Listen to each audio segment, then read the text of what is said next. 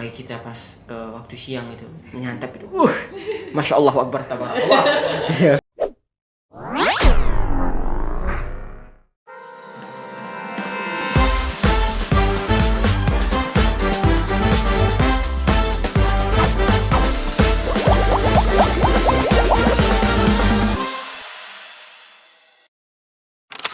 Selamat datang di podcast Halo Re, podcast santai yang menyapa semua kalangan.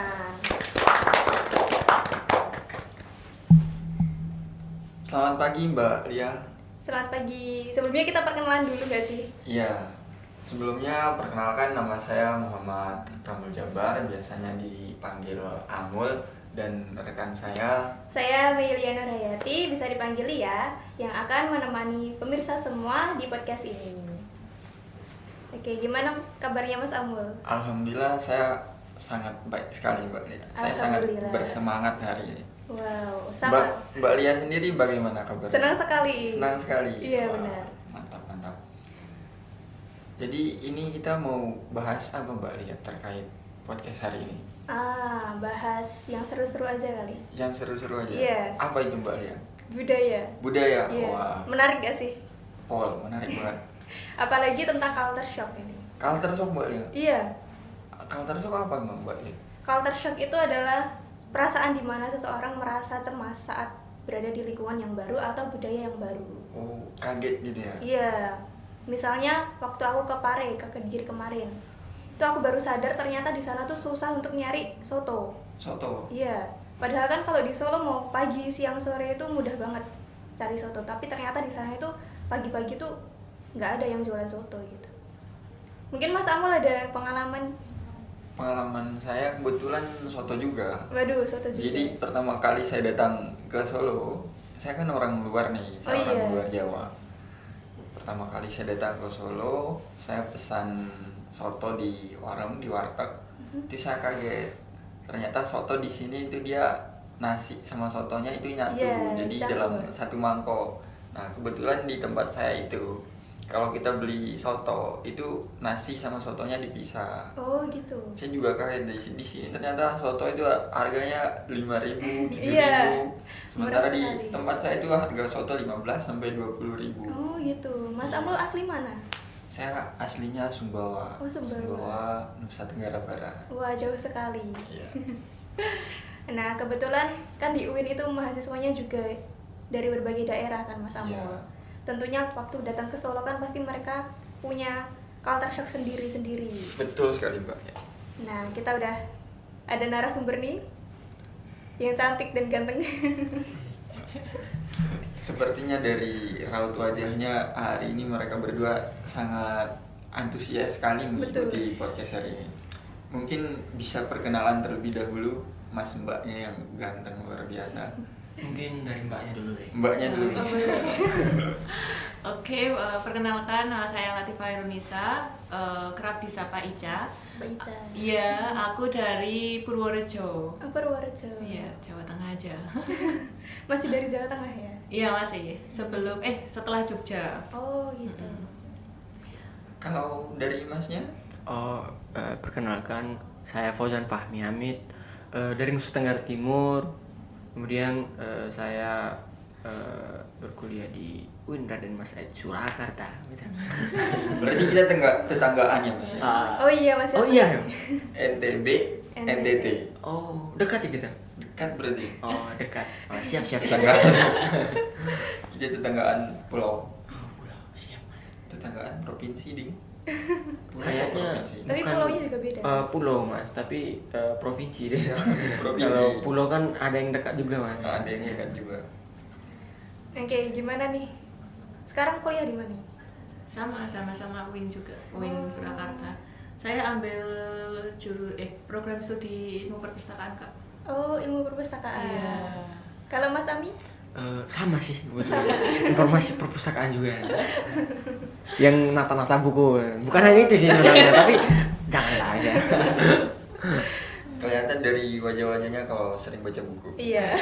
Amin. Wawasannya luas sekali seperti. Amin. Allah. Gimana waktu pertama kali ke Solo? Perasaannya? siapa dulu ini? Monggo Mbak Isa. Mbak Isa dulu ya. Pertama kali datang ke Solo itu ya luar biasa, mantap, Mantap. keren gitu. Ya gimana ya, mulai dari infrastrukturnya, terus makanannya, jalanannya, terus wisatanya, terus orangnya juga kan, masya Allah keren sih. Ya apa namanya, dari kan aku kan dari desa, terus kayak datang ke Solo itu kan yang berlevel kayak kota banget gitu kan Kak, jadi kayak wah keren gitu, kayak udah beda dunia gitu. Padahal masih satu Jawa Tengah gitu ya, tapi udah beda banget sih itunya. Kaget sih. Yang masih di Jawa Tengah sendiri aja Masih kaget. udah begitu, perbedaannya udah begitu banyak. Bagaimana dengan yang di luar Jawa yang dari NTT? Pasti Sangat culture shocknya banyak sekali. Iya, banyak sih Mas. Awal mulanya datang di sini juga, apalagi awal menginjak di Pulau Jawa gitu Mas. Surabaya gitu, dengan mungkin kata orang bilang kulturnya keras gitu, tapi mungkin sudah terbiasa juga. Terus sampai di Jawa Tengah mungkin dengan apa namanya, yang kultur shocknya lebih kayak ibaratnya menyesuaikan lah, tidak terlalu mendondon aman gitu. Karena saya rasa orang-orang Jawa Tengah itu lebih kayak lembut gitu. Oh, terima kasih. Nah, iya sih. Betul. Makanya dari itu sih Mas. Setahun kuliah di sini, udah setahun kan ya? Iya, udah setahun. Gimana teman-temannya? Alhamdulillah mempunyai teman-teman yang kadang bikin kita error juga ya, tapi alhamdulillah. Tapi bisa berbaur gitu ya? Iya, berbaur. Awalnya susah sih. Apalagi pas ketika awal masuk kuliah gitu, di saat punya grup, itu grup kelas momennya. Jadi di situ topik pembahasannya pakai bahasa Jawa gitu. Oh, iya. Jadi kebetulan ada teman saya namanya Yusril gitu. Dia kebetulan lama di Jogja. Akhirnya dia yang jadi translator saya gitu. Oh, dia orang NTT juga? Iya, orang NTT juga. Ketika untungnya ada Yusril ya? Iya sih. Mbak Ica gimana kuliahnya? Alhamdulillah lancar, ada Alhamdulillah. banyak temen yang nge-support gitu ya, meskipun ada beberapa yang ya Allah. Tapi kan masih se-Jawa Tengah, jadi belum apa namanya, masih bisalah mengimbangi sesama orang yang asli Solo sama yang luar Solo gitu kan. Masih bahasanya tuh masih bisa diterima, masih bisa saya pahami gitu kan. Iya. Ini kan kita mau bahas culture shock ya Mas Mbak ya. Nah, kita mau bahas yang pertama itu makanan. Jadi makanan di daerah Mbak Ica sama Mas Ami sama makanan yang ada di Solo itu bagaimana? Ada, tentunya kan pasti ada perbedaan, entah itu dari rasa maupun apa namanya, jenis dan unik dan keenakannya itu kan pasti beda. Mungkin dari Mas Ami sendiri, kalau makanan sih awalnya kaget juga Mas. kaget juga. Iya, soalnya kan mungkin di sini makanannya dengan harga yang murah, kemudian rasanya tidak menyesuaikan dengan harganya itu tadi, kayak rasanya dengan bumbu-bumbu yang mumpuni lah ibaratnya. Kayak gitu. Rasanya enak, harganya murah. Iya, bukan rasa yang pernah ada ya Mas. Oh, beda lagi. Pokoknya gitu Mas, kayak Solo ini is the best lah ibaratnya Mas. The best lah. Iya, the best Mas. Kalau soal untuk makanan sih kayak saya bisa menyesuaikan di situ. Tapi ada suatu ketika di saat saya menghadiri acara hajatan di sini ya, itu mereka menyediakan hidangan makanan yang itu nggak cocok sama saya Mas, serius. Jadi isinya itu wortel, kayak sawi tapi bukan sawi, itu apa namanya, pokoknya itu, tapi dengan kuah terus sama telur kalau nggak salah, telur tapi setengah masak gitu. Itu rasanya apa ini ya? Pas dimakan juga nggak enak, akhirnya udah gitu aja. Kalau masakan di NTT emang gimana? Kalau masakan di NTT ya palingan di sana yang ciri khas ya. Itu ubi. Ubi. Ubi bahasa Indonesia apa ya? Ya ubi. Ya ubi, oh ya. Mama. Jadi ubi sama itu apa namanya? Alun dene itu makanan khas saya sih. Alun dene itu terbuat dari tepung terus di kayak Tumbuk. tumbuk. Ya, Jadi itu penyet terus dibakar. Nah terus itu temannya sama ikan teri, Oh, gitu. terus daun singkong, terus dibuat kayak rumpur rampe gitu dicampur-campur. Itu enak sekali mbak. Apalagi kita pas waktu siang itu menyantap itu, masya Allah akbar tabarakallah. Coba besok bawa ke sini biar aku. Itu rasanya manis, asin atau gimana? Itu kalau manis nggak terlalu sih, lebih kayak gimana ya mbak? Ciri khas lah ibaratnya. Tapi ya nanti main-main ke NTT deh biar rasanya. Boleh. Kalau dari Mbak Ika sendiri, first impression makan makanan Solo itu gimana? Enak, Enak. enak murah gitu. Kan pertama dulu ya pas pertama kali datang ke sini itu ya Kak, kan masih bingung ya mau milih menu yang apa. Terus tiba-tiba tuh kayak nggak sengaja ya asal mampir ke warung makan gitu lah. Terus sambil makan, terus nasinya juga banyak, lauknya juga banyak lah sesuai gitu. Itu tak pikir bakal 10.000 lebih ya, itu di bawah 10.000. Bahkan nasinya tuh nggak sedikit gitu loh ya, banyak sampai kenyang banget gitu loh. Betul. Iya, terus selain itu tuh juga rasanya juga enak, pas di lidah, bumbunya juga ngasihnya tuh nggak Pelit. iya nggak pelit-pelit gitu loh. Tapi ada satu makanan yang di lidahku itu nggak cocok, itu namanya sayur bening bayam. Bening bayam ya kan Kak? Iya, bening bayam itu Manis bukan mbak? iya rasanya Ya manis. ya Allah sama kita pakai. Berarti sama kan? Iya sama. Iya. Itu tuh kalau di rumah kan, kalau di daerahku itu sayur bening bayam tuh khasnya tuh yang gurih gitu ya. Maksudnya tuh bukan yang bumbu kuahnya tuh manis enggak. Tapi kalau di sini tuh manisnya tuh kayak dikasih gula banyak gitu, banget iya, gitu betul. ya. Jadi tuh kayak ini manisan apa sayur bening bayam gitu. Iya. Jadi udah kapok nggak beli lagi itu. Itu Tapi sih. emang sayur bayam di sini emang manis. Tapi Tapi emang kupikir ya bayam yang manis, ternyata beda ya. beda gitu. Terus makanan juga kalau nggak salah itu apa ya? Lupa saya mbak. Apa? Kayaknya nanti aja deh lanjut. Soalnya saya lupa ini. Oh. Kalau dari Purworejo makanan khasnya apa? Makanan khasnya itu mungkin kayak makanan tenongan gitu ya Kak. Itu celorot, kue lompong, geblek gitu sih. Oh, Celorot tahu nggak? celorot tahu apa bentuknya? Oh yang itu loh yang kerucut itu ya? Nah, Iya kerucut iya. Yang dari jandur itu tuh. Benar itu yang isinya tuh warnanya coklat gitu. Enak kok, manis. Terus kalau manis ya? Iya manis. Oh, aku pernah makan tapi rasanya kok gurih. beda rasa beda. Oh iya beda. Rasakan Manis-manis beda. gitu gimana gitu. Terus sama apa ya? Geblek tahu? Geblek. Itu gimana, Kak? Geblek itu mirip kayak cireng. Tapi itu kan kalau cireng itu kan ada isinya ya. Iya. Nah, geblek tuh enggak, aci. Terus bentuknya itu angka 8 gitu. Oh, Kok bisa mbak? agak dalam. Iya. emang Angka kayak 8. gitu. Oh. Iya. Ya enggak semuanya bentuknya 8 sih, tapi rata-rata mayoritas tuh kalau geblek di sana tuh bentuknya angkanya 8. Itu biasanya oleh-oleh buat itu sih, khasnya itu. Terus sama kue lompong itu kuenya ini tuh bukan kue yang kayak bolu, itu bukan. Tapi itu dari tepung beras. Terus warnanya hitam, terus dalamnya ada apa namanya? Itu loh, gula Jawa. Dalamnya. Dalamnya gula Jawa. Terus dibungkusnya pakai daun kelaras. Tahu nggak?